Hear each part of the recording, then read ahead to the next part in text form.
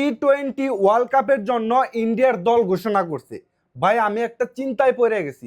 ভাই ইন্ডিয়ার যে সেকেন্ড টিম আছে আর যে টি-20-র জন্য দল ঘোষণা করছে, এই দুইটা টিমের মধ্যে আমি ভাই পার্থক্য খুঁজে পাইতেছি না। দুইটা সেম সেম ভাই।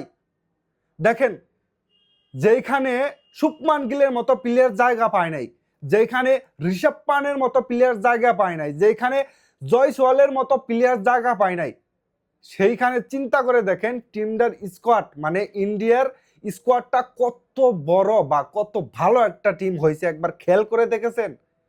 সূর্য কুমার যাদব, তারপর হার্দিক পান্ডিয়া, সামজু স্যামসং, মানে আরো অনেক প্লেয়ার আছে, জাসপ্রীত বুমরা, যার কথা আসলে না বললেই নয়, তিলক বর্মা, মানে কি বলবো আসলে ভাষায় প্রকাশ করতে পারতাছি না ভাই, এত ভালো একটা টিম। তো যাই হোক, ইন্ডিয়ার ঘরের মাটিতে যেহেতু আসলে টি-20 ওয়ার্ল্ড কাপ, অবশ্যই ইন্ডিয়া এটা ধরে রাখার চেষ্টা করবে। তো আমার মানে জানা মতে এই ইন্ডিয়ার কাছ থেকে টি-20 ওয়ার্ল্ড কাপটা কেউ ভাই নিতে পারবে না, এটা মাথায় রাখেন ভাই, আমার কথাটা মিলিয়ে রাখেন আপনারা।